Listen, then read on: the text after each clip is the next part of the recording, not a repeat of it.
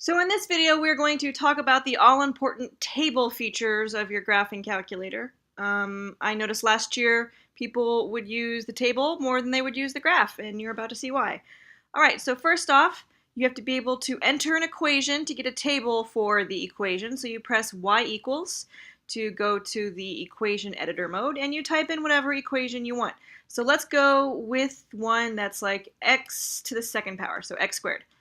And if I want to make a table of x squared, the table buttons are above the graph button. So you'll see above the graph button is the word table, and it's in blue, which means you need to press the blue key, the second key, and a little arrow shows up. And then you press graph, and then it'll make you a table. And if you're on the X column like I am, if you use the up arrow, you will go towards the negatives. If you use the down arrows, you will go towards the positives. And it just creates a little table for you. Now, if, say, you wanted to go to the 100th entry of the table, you could, in theory, hold down the down arrow key for a very, very, very long time, or you can manipulate the table, which is very, very important.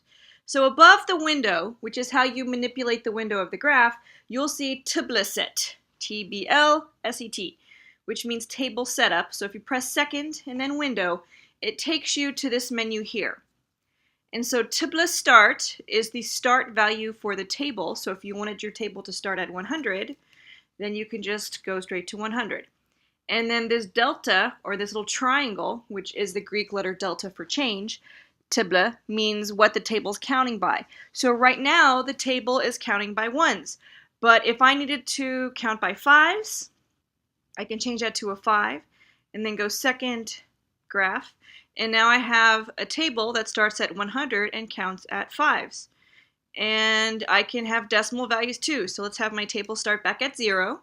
So if a table, you notice a table like starts at 10,000 or something and you want to go back to the 0, then you just do second window for table setup. Start at 0. And I can type in a fraction or I can type in a decimal. So I'm going to type in 0.1 for tenths. If I go back to the table, then I now see that my table on the X counts by tenths. And I can just scroll and I can see, oh, hey, it just counts by tenths. So I can figure out all those different values.